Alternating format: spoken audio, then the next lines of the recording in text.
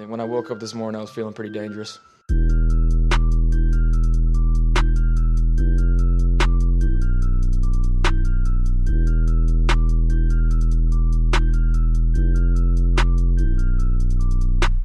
And if we're talking tight ends and we're going into round 2, maybe round 3, give me Ian Thomas, please. Let's just do the damn thing.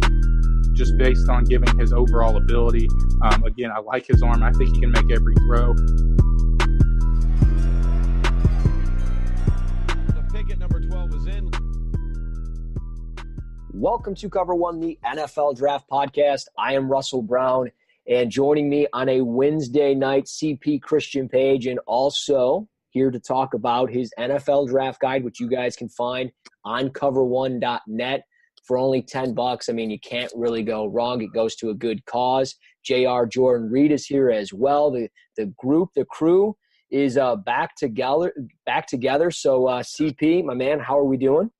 I'm doing well. Just only 8 more days till the draft when everything finally unfolds. So definitely looking forward to it. Yes, it's a fun time to be alive. And my man, JR, it's been a minute, but you've been grinding, my friend. The draft guide is complete. How are we? I'm good, man. Happy to be back home. It's good to have you back, man. I know things get a little crazy. You have definitely a life outside of the draft and outside of the podcast. And, of course, the draft guide is very much time-consuming. And, again, you guys can check it out over at cover1.net. There's a complete separate tab for you to basically check it out and get all the information that you need. You'll see where it goes. It goes the $10 that you donate. It goes to Rise Against Hunger, which is just a phenomenal charity, and it's a great contribution from JR. And then you get 242 pages on over 200 prospects. It is amazing stuff. It really is. I was saying to the guys last night, about halfway through. There's so much information. I really just want to go to Kinko's, print it out, and be done. And I have a book and I'm good. But JR, let's start with this big board. Let's start with the draft guide. How long did it take to put this whole thing together? Yeah, so it was about a 10-month process. It started last June, and I wanted to give I always take the month of May off because you have to recharge the battery and just take a month off just to enjoy yourself, enjoy your family. I know we like to do articles and stuff post-draft, but as far as just evaluating guys, you just take a break off from that. But after that, you start to collect the database of every guy that is draft eligible. So you're going through all the redshirt sophomores, the juniors, and then the seniors. And I just work my way back from there. I always start with the seniors since I know those guys are going to be immediately eligible next year no matter what. So you start with those guys, and then you just go back from there. And what I do is I do a ton of research as far as old articles, high school articles, things that they have written on them or beat writers have written on them in years past, whether that was from their respective college or just their hometown paper. And I have a journal of all of these guys, and it's just a spreadsheet of everything that I do have, so I can just enter it into the finished product. And that's what you saw with the draft guide at the very top. And the thing that I love to do with my draft guide, and I think it's kind of different from a lot of other draft guides that you see, and I'm not being negative or harping on anybody else's because all the draft guys out there are terrific, but I like to give the whole picture of the player because you see all these accolades and we know who they are on the field. You can go on YouTube and see that. But off the field, we don't have access to a lot of stuff like that. And you're not going to find a lot of people that really put the time in to do that type of research. So I want to paint that picture for the entire prospect, not just on the field, which you can do, but I want to paint the picture off the field for them as well. So a guy like Christian Wilkins, who's a substitute teacher in the offseason, or Dalton Reisner, a guy who has his own foundation for poverty-stricken families, just little stuff like that. It really shows the type of character that these guys have because I'm huge on character. So it's a really fun but tedious process, and I'm just really happy with how the end product really turned out. Yeah, it is truly amazing of how it all looked. I'm not a fan of orange on white. That's just my personal preference of color, of putting colors together. I don't like no offense to Volunteer fans. I'm sorry. I think your uniforms are disgusting. I think your helmet sucks, but that's just me. Speaking of uniforms, Michigan State, my God. Oh, yeah, my you have no room to God, no, guys, we are not going there. Don't do that. That is like Jon Snow, knife in the heart right there. Oh, my gosh. What do we do? Don't do that to me. But no, it's phenomenal stuff. Don't worry about the color of the orange and white. It's truly phenomenal. Age, the where they're from, the class, the scheme fit, just everything that you could imagine is in here. It's got their combine or pro day numbers. I mean, it is phenomenal stuff. It is top notch. And the best part is maybe not so much for JR because it is. It's the best part is it's going to that charity and it's phenomenal. But I know we've got questions. So let's get into some questions on the draft guide, talking about specific players. I know CP has a couple of questions, and he hammered me last week on my top 40 big board. So I know he's going to hammer you. So get ready, my friend. I didn't intend to. I tried to set you up, and you did a really good job. You defended your point. You stand on pretty solid ground.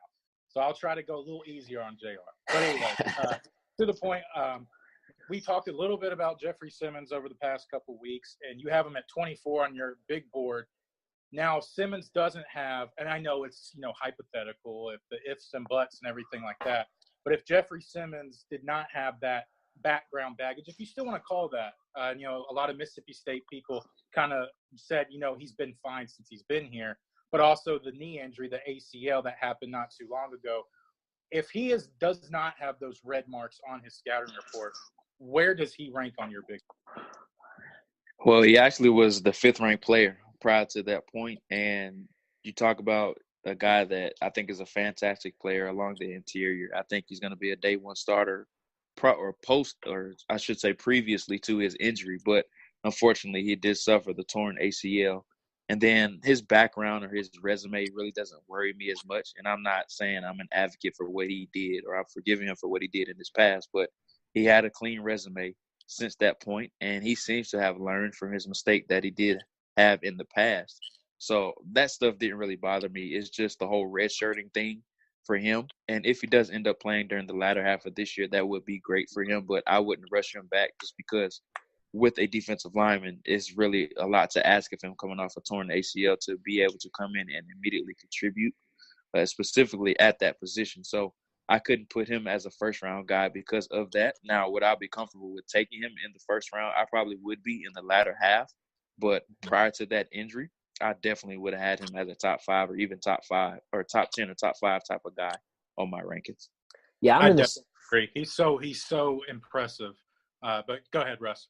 No, like I'm fully in agreement. I think it's the same way. I think this is a guy that you would take in the later part of the first round. I continue to go back to pretty much, I think probably there's a handful of teams, no doubt, but there's like probably 3 teams that I just can't see them passing him by.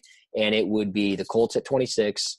You have the Raiders at 27 and then the Chargers at 28. So I think those are the 3 teams that it's like he is destined, I think, just to go to those teams. But go on with more questions, sir. Yeah, I think the Raiders makes perfect sense with the handful of picks they have in the first round. They can, quote-unquote, take a risk on Jeffrey Simmons and not really have any backlash if he doesn't pan out and his career doesn't really fulfill that first-round pick. So news came out today from Tom Pelissero from NFL Network that Juan Thornhill could possibly sneak into the first round, at least the end part. I'm just scrolling down your rankings. You have him at 25 on your big board, one of your highest rated second-round grades. What makes Juan Thornhill potentially a back-end first-round player? Well, I think it's a matter of supply and demand with him. And what I mean by that is high safeties that can patrol the back end of the defense are really limited in supply, but they have a huge demand. And we've seen it with Earl Thomas. And I'm not saying Thornhill is going to end up being Earl Thomas or have that type of ceiling, but any type of defensive guy or safety that can stand on the top of the roof of defense and be that patrol cop, I like to call it. And Malik Hooker was really the last guy that we saw in that role. And I don't think Thornhill has the upside of what Hooker showed or as good of a prospect as Hooker did show when he was coming out of Ohio State. But I think he fulfills a lot more roles in a sense, and that's what he did at Virginia when he was there. And just look at his ball production. He had 13 interceptions at Virginia.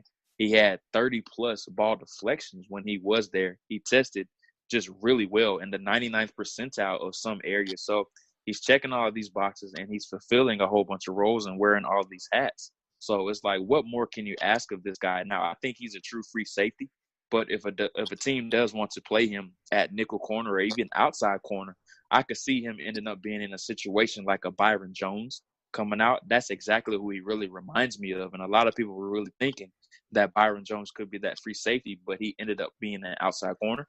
And I think Thornhill could definitely end up in a similar situation. Another safety that might be a little surprising based on where he's ranked on your board is just a few spots down from Thornhill is Darnell Savage, kind of more of an undersized safety, but the dude's pretty much a freaky athlete. What makes him potentially another first-round player just based on where he stacks up on your board? I love Darnell Savage, and he's one of my draft crush this year. And he's another guy that wears a lot of hats. He played free safety, he played nickel corner, outside corner, and even some strong safety when he was at Maryland. And you talk about a guy that has fantastic click, close, and trigger type of ability. Whenever he deciphers and sees where the ball is going, he's from point A to point B so fast. And he's so good as a tackler, and his angles are so good. He's so good at cutting ball carriers off. And that's what I like so much about Darnell Savage. He is the definition of the word consistency. I certainly agree with that. Go ahead, Russ. I want to jump in on the Juan Thornhill and just talking about guys with like production, of course, is like Julian Love. The more and more I watched him and just seeing how like well he was in and out of zone and just like his production. I mean, I think it was 39, if I remember correctly, 39 pass deflections in his career. So it's just like this guy is instinctive. He fits a need for a team that needs a zone corner. And I think he could definitely play man. I don't think he's as physical as you would want him to be. Like, you know, he's not like a Rocky Sin or anything, but I'm very intrigued by him. What are your thoughts on him as a prospect as far as like where he would go? Because I've seen some stuff where like Zach Hicks, a friend of the program, he's got him as his second-ranked corner or third-ranked corner, and I don't mean to spoil anything that he's got going on, but that's what he personally told me, and I'm like, well, that's kind of interesting. So I'm curious as to where you think Julian Love goes. Because defensive backs are kind of like a position that for me, I'm like, they're boring to watch for me, but I'm curious as to what you think of Julian Love. And I agree as well with Darnell Savage on click close and everything else, but go ahead. Yeah, I think fit is going to be huge for Julian Love. And I say that because I don't think he's going to be able to hold up consistently in a man scheme. And that's exactly what he played at Notre Dame. And he was very aware of his shortcomings. And that he was really quick to get out of phase just because he doesn't have very good straight line speed. And I think he ran like a 4.52 or 4.53 at the combine, which is okay for a cornerback, but he really doesn't play that fast. And I could see him ending up being a nickel corner. And that's probably why Zach had him so high, because nickel corner is essentially a starting position in the league now, guys, just because, I mean, it's such a pass-happy league. You're going to have that fifth defensive back that can man the slot against these tight ends and these gifted slot receivers. So a guy like Julian Love, I could easily see him going in the late second or even early third round and him ending up being a really good nickel corner. This isn't much of a hot take, even, you know, based on your board. RB1, Josh Jacobs comes in at 41 overall. I know some, you know, had him in the back end of that first round, which still could be a possible landing spot, but no, he didn't maybe test as well as you would want a first-round running back to test. But even though with him checking in just right outside the top 40, what's your overall perception, maybe on some of your top guys, and the overall perception of this running back class? Like, how many guys can you trust to be a starting running back in the NFL? I actually think it's a better class than what it's given for. And now we don't have that superstar at the top like we did last year with Saquon Barkley or anything of that sort. And I think a lot of people are trying to make Josh Jacobs out to be that guy. But I just don't think he is that. And that's why I had him as a mid-second round grade as my 41st person overall on my big board. Now, that's not a knock against him. I just don't think this is an overly great running back class, but I think it's a bit better than what it's given credit for. But in the second and third round, I think we're going to see running backs fly off the board. And Josh Jacobs certainly could be a guy that sneaks into that late first or early second round. But the second and third round, I think we're going to see guys like David Montgomery, Miles Sanders, Damian Harris, and Darrell Henderson. I think they're going to absolutely fly off the board in those top 60 picks, probably in that 35 to 60 range. I think that's a fair range for all of those guys. So I think the run on running backs is really going to start in that early to mid second round. I completely agree too. I think these running backs I don't think they're sexy by any means, if that's the right way to put it, but I think they're very, very talented. And I actually was asked about it today on the radio, and I basically said, like, Josh Jacobs could go in the first round. I don't think he will. I think if there is a team, I think the Raiders make a lot of sense, but realistically, I think he's a second rounder. But I think in that second, third round, I think there's going to be players at that running back position that just fly off, and kind of like we've talked about in the past with receivers, kind of pick your flavor for this group. I do the same thing with running backs. I've got one more question, and then I don't know if CP's got anything else, but I would probably think we should wrap it up, move on to other topics that we have for the people. But one player I'm very interested on, 54th on your board. I'm going to say Khaleesi Waring out of San Diego State because I'm not going to say his first name right, and I like Khaleesi a hell of a lot better, and I'm full on Game of Thrones mode right now. So Khaleesi Waring, San Diego State, he's got a late second-round grade. I'm a tight end guy. I love watching the position. I did not watch him. Is this a guy in the next week I need to go to the tape and check out?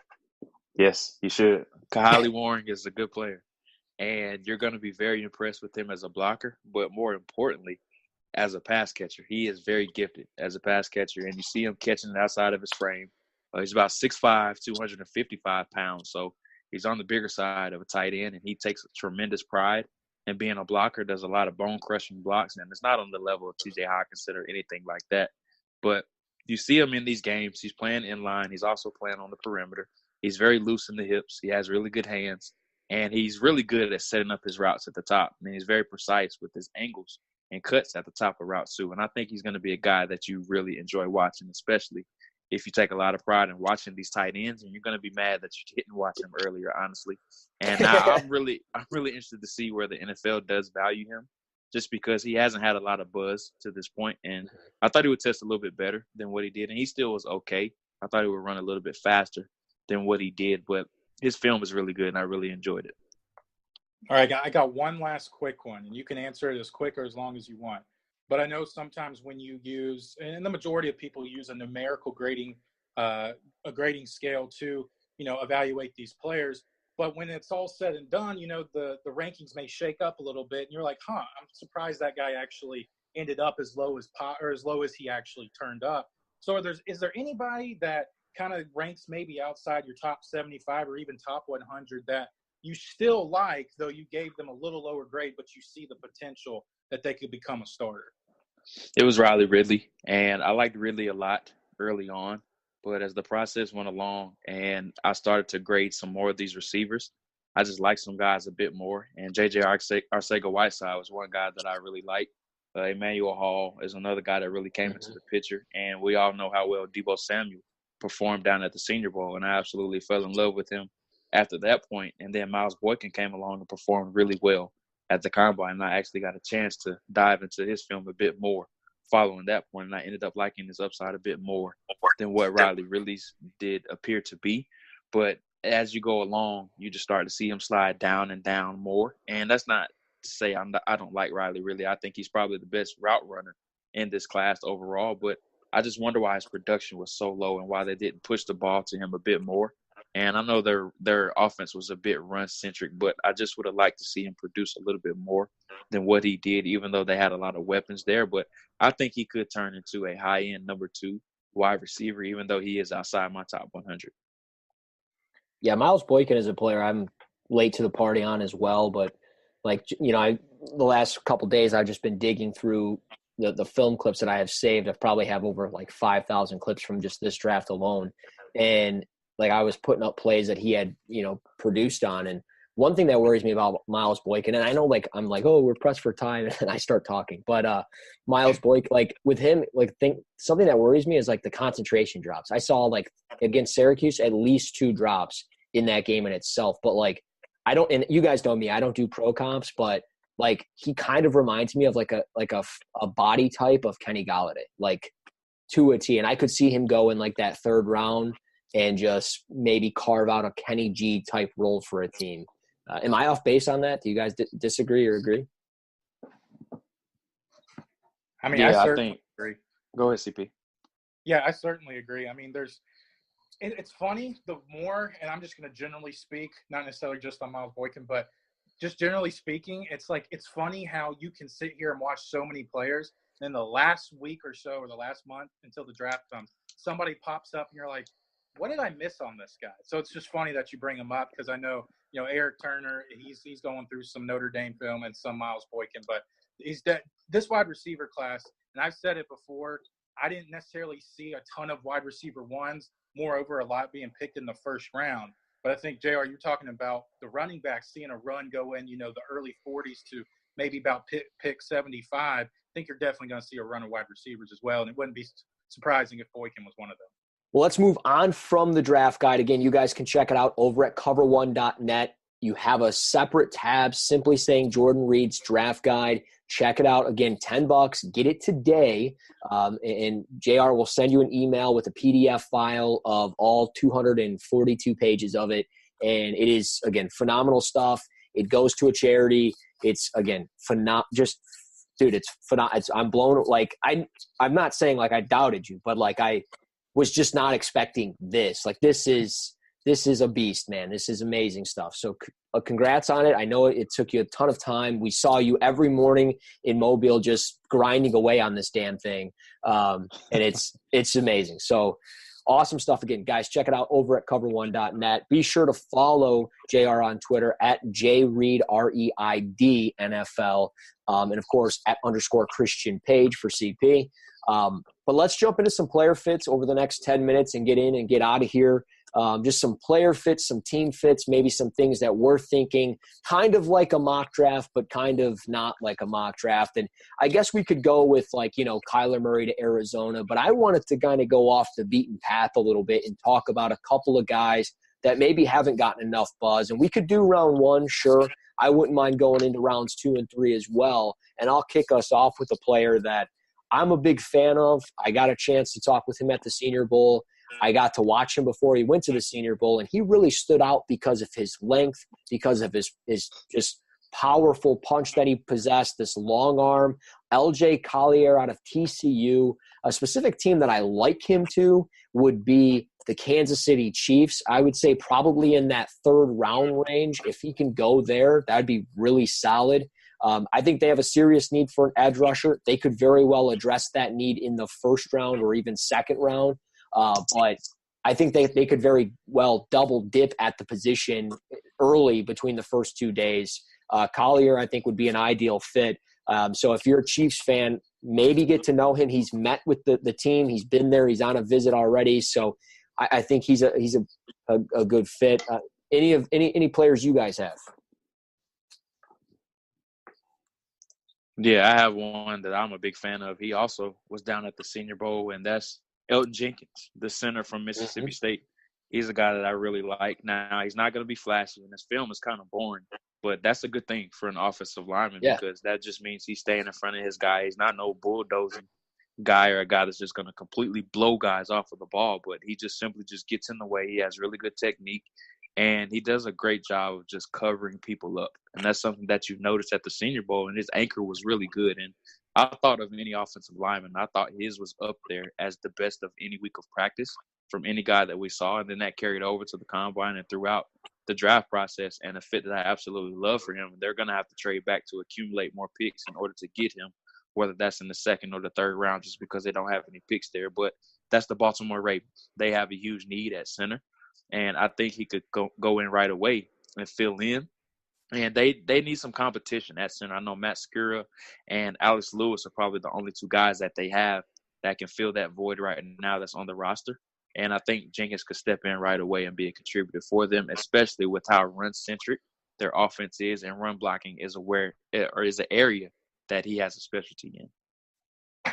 Man, y'all went a lot deeper than I thought, but I'm going to go with the low-bearing fruit and just say Ed Oliver for the New York Jets because Greg Williams and Ed Oliver, I think that's a match made in heaven. If you want to make the comparison of the athleticism, the versatility of Aaron Donald and Ed Oliver, and how Greg Williams likes to pretty much shake up the defense throughout almost every other possession. It seems like, whether he has, a nose guard or a bear front, a 4-3 or a 3-4 scheme, I would love to see Ed Oliver thrive in that. You always want a 3-down player if you're drafting a defensive lineman. So let's just make it happen. Number 3 overall, let's get Ed Oliver to partner with Greg Williams for the New York Jets. And I don't care if that's, a very weak take, but that would be so much fun to see him flourish in a Greg Williams defense. Well, and I'm with you too. I think that would be a lot of fun. And Ed Oliver's obviously he's kind of like a quarterback almost in the sense of where is he going to fall? Like, is he going to be a top 5 pick? Is he going to be there?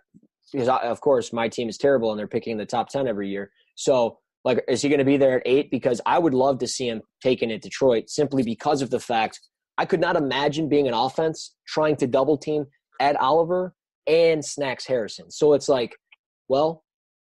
would be like a perfect fit, but I'm not getting my hopes up because I don't think he's going to be there. So that's really where I'm at with the whole Ed Oliver thing for myself as a fan. But from the draft's perspective, it's just hard to believe that guy's escaping the top 5 or even top 6 of this draft simply because we really don't know what Dave Gettleman's going to be doing. Could he go quarterback? Sure. Again, I keep circling back, like I mentioned on Twitter today. Is he going to go with Rashawn Gary? I think that's a potential fit for him simply because he's, kind of a local kid. He played high school ball with Jabril Peppers. They're friends. And I'm not saying base your draft pick off of Jabril freaking Peppers. I could care less about that. But just it just seems like everything could come together on that front. So that would be another player that I would say. But also I like Irv Smith to the Oakland Raiders. I think at 24 or 27, one of those 2 picks, they have to – if they obviously keep it. But keeping those picks and taking a tight end makes a ton of sense. You have a terrible tight end group. I mean, I'm sorry. Lee Smith as your starting tight end is terrible. You lost Jared Cook. You need a tight end. I think Irv Smith would be a phenomenal fit there with Derek Carr, Antonio Brown, Tyrell Williams, and the players that they have. So maybe I'm a little off base on that. Maybe the first round's a little too rich, but that's where I'm at. Do you guys have anybody else as far as any specific teams or players? No, that was pretty much my only one because I just got excited about it and just thinking about it, and so I just didn't. Yeah, that was pretty much it for me too. Okay, well, and I like, JR, that you brought up Jenkins and how with him, and I'll end it on these 2 players, and then we'll get out of here, and we'll get into next week and everything. But these 2 players, and you talked about Elkington Jenkins and how if a player's tape kind of bores you for an offensive lineman, it's a good thing. That means he's not really doing a lot of bad things and everything else. Well, 2 players I've been watching over the last couple of days, just catching up and trying to see if I can put something together on them to add to the final pieces of my board. Tytus Howard and Phil Haynes. Tytus Howard, I'm cool with. I like the guy. And I do have a question for you guys that's going to stump you. Maybe, but we'll see. But I think top 50 is a little rich for me. I think this day 2 stuff is really rich. I think this is a guy that you would probably take at the beginning of the 3rd round. I'm cool with. Kind of reminds me a little bit of Brandon Parker from last year, of how he went in the 3rd round for the Raiders and everything. So I think that's similar. But then Phil Haynes is the Eric Ebron of left guards, because I watched him against Florida State today, and there was probably 4 plays in itself on just the first half where he didn't touch a soul. And he's just standing there, and his quarterback's getting pressured. I mean, you have Brian Burns rushing from one side of the field. At least go try to get him or something.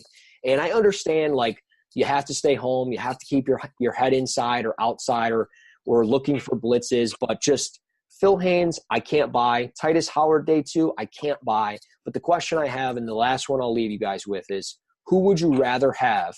Tytus Howard in, let's say, round 3, or Greg Little in round 2? Ooh, that's Tytus Howard for me. You know how I feel about Greg Little. And I think all 3 of us, and we understand, or I'm going to speak on y'all's behalf, we understand some of the intrigue with Greg Little, but it's just there's too much inconsistencies for me to really invest a top 50 pick into him, or even, top 64. But with Tytus Howard, I just love the ascension of play that he had. I mean, the guy came in as a 225 or 230 tight end and has developed into a day 2 draft prospect. So you have to expect that from year 1 in the league to year 5 that he's going to continue that climb if he has the proper coaching and everything. But I really just love his athleticism and his versatility, switching from right and left tackle during the middle of a game, which is crazy impressive. and just how he's able to absorb all of that. So I think from a learning curve perspective and just the physical play, I favor Howard in the third round compared to Greg Little in the second. Yeah, and I'm right there with you. CP and Greg Little has what I like to call the 5-star sticker attached to him. And he was a former 5-star recruit. And for some reason, a lot of teams just find that intriguing, and they feel as if they can get that swagger back to them and why they were so highly recruited. And I think Greg Little's still dealing a little bit with that, and he's living off of that. And, I mean, you jump 25 inches at the combine, and then you run 5.25, which is horrific at his size. And you're labeled as an athletic guy, but you just didn't show that at the combine. And then his hand usage, I think he's a massive project, and I wouldn't be comfortable taking him before the third round. I think I had a mid-third round grade on him, so I wouldn't be comfortable taking him until that range. Now, on the flip side with Tytus Howard, his film drove me absolutely nuts. And CP, you just alluded and shed light on it. I mean, they had a left-handed quarterback and they had a right-handed quarterback at Alabama State. It was the weirdest thing I've ever watched film on, but it was really cool. It really helped them out a lot. It did, but it kind of hurt him a little bit too, just because he wasn't ever able to get comfortable with certain footwork, and his muscle memory was kind of all messed up because of it. But I loved his game against Auburn, and I'm sure you guys have both seen that a lot. I thought after the first quarter, he really settled in a lot, and he pitched a shutout after the first quarter, and I just thought he looked really good. And I in my write-up about him, I think I labeled him as a chameleon, in that he was just able to develop and transcend just depending on the type of environment that he was in. And no matter if he was at left tackle or right tackle, it really doesn't matter. He was able to evolve within games. And that's something that I really do value with him. And then coming back to Christian's point, and that it's going to help him in the long run because he has experience on both sides. And the team that I love, I know I'm going a little bit off tangent right here, but I love his fit with the Philadelphia Eagles. And at 57, I think that would be a really good spot for him because he's not going to play right away. He's going to sit behind Jason Peters, who's probably going to retire after this year, and Lane Johnson. So he's going to be able to sit behind both of those guys and learn for a year. And he has some issues with his hands. I think he's a little bit delayed with his punches, and I think that's why he gets beat from time to time. Yeah. But if he's able to go to a situation like that where he can be that backup swing tackle for a year and learn behind two really good vets like Jason Peters and Lane Johnson, I think that would be a great service for him. Yeah, I really like that fit. I think that's pretty good. And one thing that really stood out, and I agree on the whole Auburn game too, like once he settled in, he was a different type of player. But what I really like with him is his kick slide. I thought it was very smooth, and like he would get on like his horse at times, like dealing with speed rushers, and he found ways to like basically balance through players that could, translate speed to power and things of that. One thing that worried me a little bit was hand placement as far as like his outside hand. It constantly clamped onto like the back, but like just realistically and just everything put together, like his weight transfer from his set foot to his post foot and vice versa is very smooth. I thought he looked much better on tape than Greg Little ever did, and that's why I thought it was interesting. And I like the Eagles fit again. So yeah, no, I think we're good, fellas. Again, thanks for taking the time on a Wednesday to talk ball with me. You guys, of course, can follow them on Twitter at JReidNFL. That's REID @ Christian Cage. You can find me on Twitter at RussNFL Draft. So be sure to smash those follow buttons. Get on the draft guide that JR put together for you. Again, it's $10 on cover1.net. It goes to charity, not into his pocket. It's phenomenal stuff, 242 pages, a ton of information that you will need in 1 week's time. We are 1 week away, my friends. So it's going to be great. Next week, we are going to load together a ton of podcasts. So again, thank you guys so much for joining me, and everybody else, thank you so much for listening. Be sure to rate, subscribe, review on iTunes, Google Play, Spreaker, SoundCloud, YouTube, the whole nine. Do the whole thing. Get us up, help us out, and get us up on the charts and moving. So, again, thanks a lot, guys. We will talk next week, probably as soon as Monday. We got a lot of draft stuff coming next week. So, again, thanks a lot. Until next time, this is Cover One, the NFL Draft Podcast.